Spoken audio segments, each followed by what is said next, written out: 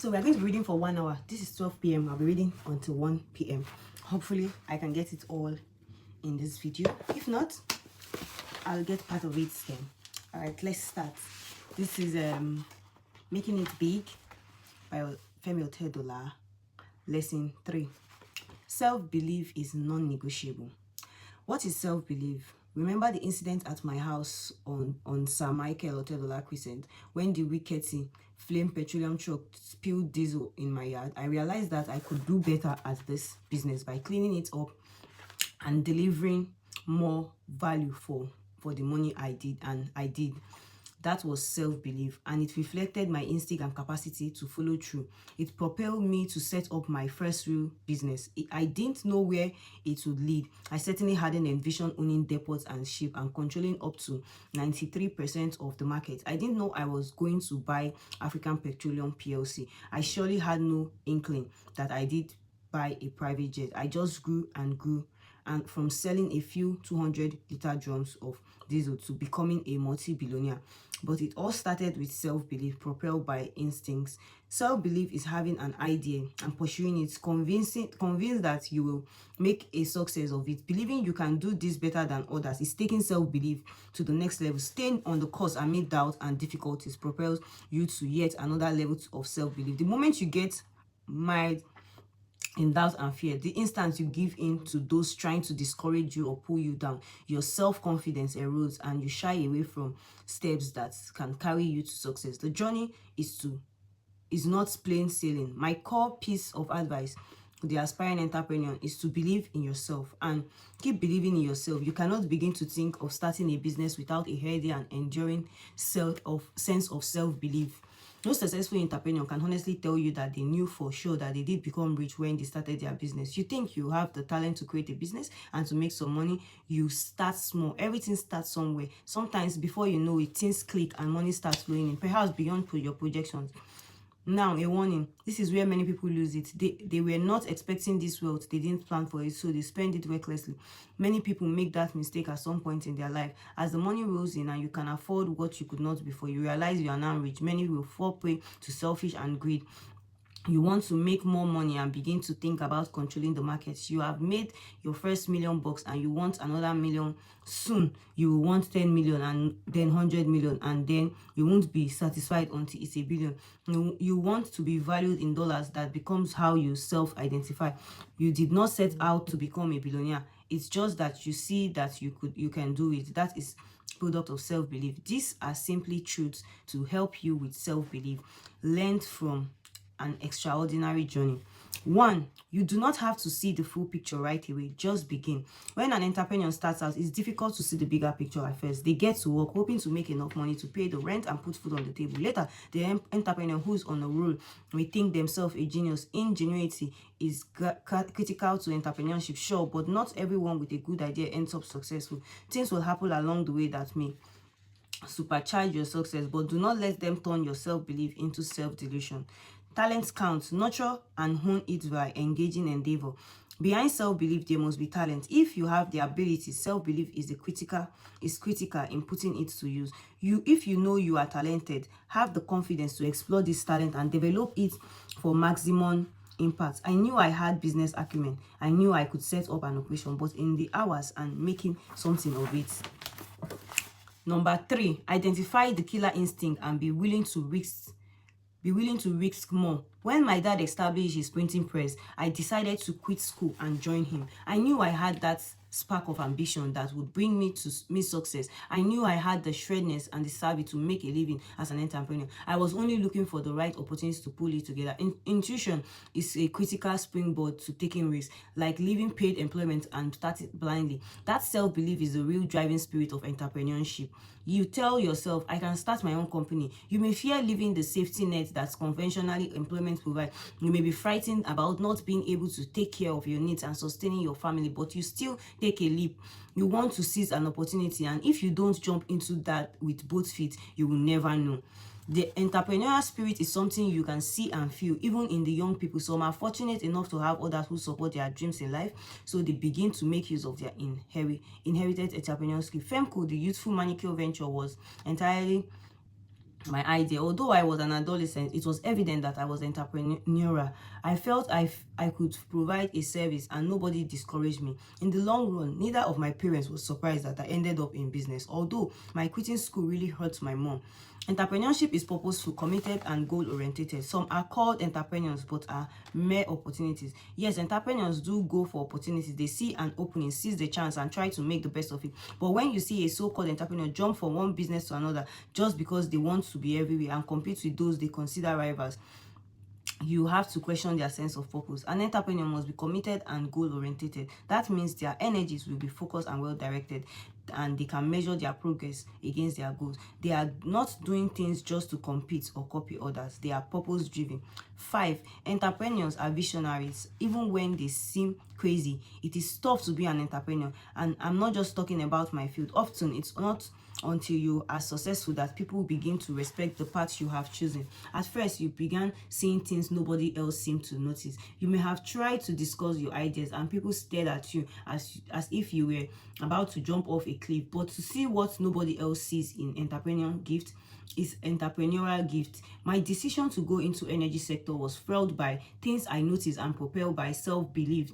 Despite the harsh reality spread out before me, the industry was in a bad state, in need of millions of dollars to get it functioning. Probably the government was in control, partly because of the enormous capital that large-scale power generation required. But I realized that the government would take its hand off at some point and the field would open up to those ready to invest. The sector had to be fixed to facilitate the economic development of Nigeria. I thought deeply about it, the problems and the prospects, and concluded that if it gets in, it will be tougher, if not impossible in the future. I took the plunge. It is not like the tank farm business, which was an all-commerce affair. I invested in storage tanks facility when I set up Xenon, and suddenly 150 people followed in my footsteps. The price of entry was more or less zero, and banks were essentially giving away money for the power generation business, though you needed more than 500 million just to open the door. I could see a massive opportunity in front of me and was ready to go for it. In 2013, I decided to buy into Jeregu Power PLC. The vehicle I used was Happy Neuron Power Distribution Company Limited, a subsidiary of 40 Oil. I somehow saw into the future. This was my destiny. Aliko Dangote, the richest person in Africa, according to the Forbes 2022 ranking, is a textbook example of an entrepreneur who can see into the future. When he was paying 20 billion to acquire land for his refinery and petrochemical complex, he was driven by self-belief and a vision others didn't possess. Many thought him crazy, but he had a clear picture in his head. In many cases, it is a crazy mind to conceive such an idea. In 2 years, he completed construction of 160 kilometers of road. In 20 years of democracy, the government of Nigeria has not delivered 80 kilometers of new roads.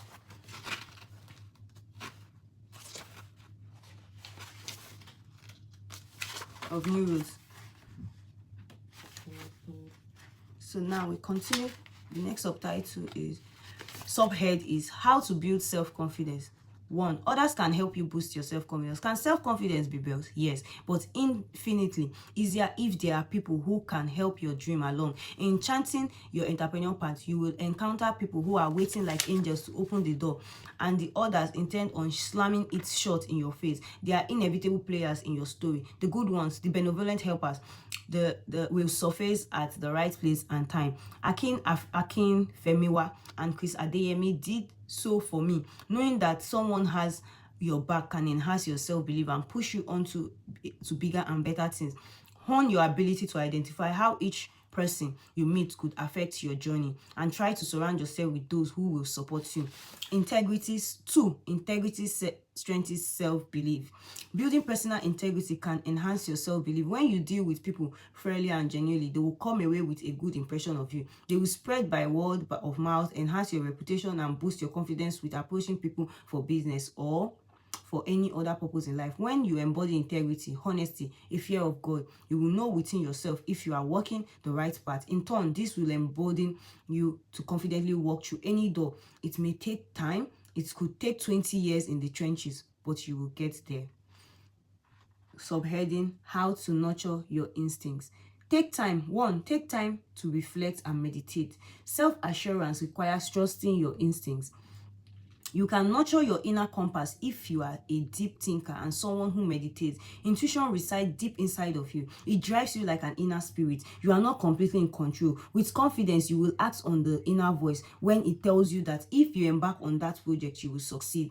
Unfortunately, some people take these things for granted. Maybe they have been fortunate all their lives and expect their good fortune to continue. But what happens longer term, how everything sorts out years down the road, is what really matters. Ending well is as important as starting well. Train yourself to be fair and generous. At times, it is difficult to explain what is driving you. You cannot point to a particular thing, but it helps to try and gain an understanding of your needs, wants, and motivation. When you reach an important decision, ask yourself, what were you thinking when you made your move? I like to close deals quickly. So when I negotiate, I am not greedy. I don't seek to keep all the benefits to myself. I have done business deals in which I gave 75% of the upside to other party. I give and I take. My instinct just tell me to do a particular deal that way. My God tells me that I won't regret it. In most cases, things turn out fine for me, even though it may have looked questionable at first. Subheading: what happened when I ignored my inner voice? A friend once asked me if my instincts told me Zenon was going to be in trouble.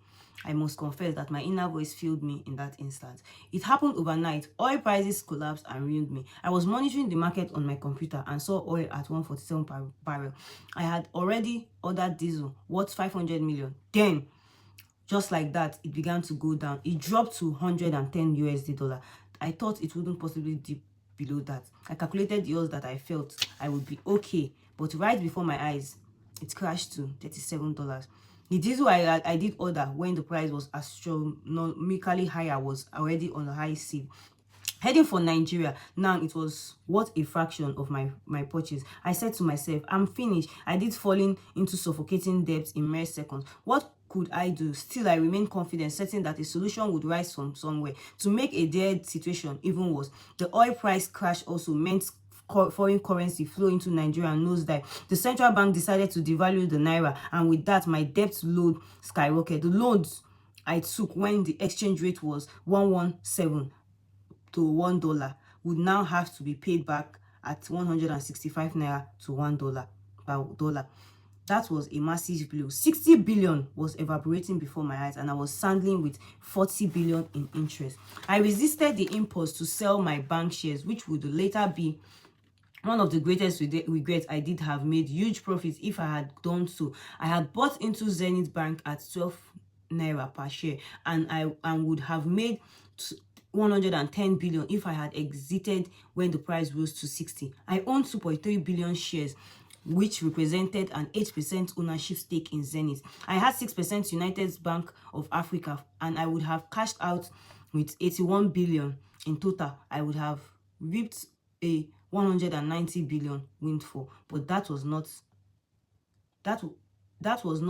to be. My total debt from the oil crash catastrophe was 220 billion naira.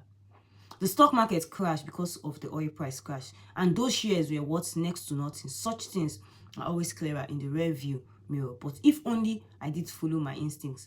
On the other hand, when the opportunity presented itself to pay off the debt by giving up my properties to AMCON, a lifeboat in the Nigerian economic crisis, I disregarded those who advised against doing so and jumped at that opportunity. The time comes when you have to concede that if you sink, you sink, and if you grab onto a life preserver, you will stay afloat. On this occasion, I was ready for it. I gave up extensive property holdings in exchange for debt relief and set out to rebuild my life.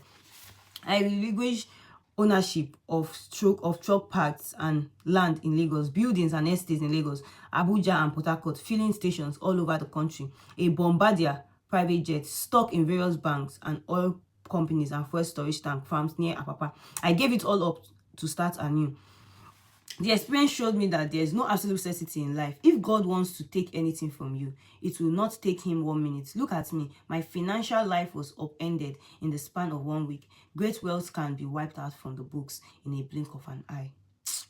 I look back and I concluded that I had to experience what I did to be able to move to the next phase of my life. I was now free of debt and more introspective about entrepreneurship. I suppose it had to happen to one point or another in my life. If it did not happen then, it would happen later. Let us assume that the oil prices had not collapsed. I would have gone upstream. I would have continued taking on more debt, pursuing more high-flying opportunities. One day, at some point down the road, oil prices would eventually crash because the market is cyclical, and I would have found myself in even greater debt and bigger trouble. I suffered to learn, and I'm better off than I was before the Xenon crisis. Subheading: sometimes you need to focus on being pragmatic. While I am a believer in following my instincts, I can be flexible in that regard. I look at the bigger picture and I choose rigid pragmatism at times, but being too stiff can also be a problem. Ignoring your intuition can be harmful, while relying solely on it can be counterproductive. Life experience will teach you who and what to trust and when. By the large, I follow my instincts. I am pleased with many decisions that were based on my visceral sense of what to do, such as settling my debts with my properties. That was the best decision. My separating family from my business was another excellent decision. Handing over management to a new team of professionals was also the right way to go. I followed my instincts, and I am the better for it. And I am the better for it. Takeaways from lesson 3. If you are to realize your potential as an entrepreneur, you must believe in your abilities. This self-confidence is critical, allowing you to follow your instincts and take the plunge into the unknown. Many people have shied away from doing big things because they focus more on the limitations than the opportunities. Be better than that. Self-belief is the antidote to doubt and indecision. God help us. 220 billion naira. Wow. It's a large amount of money to lose.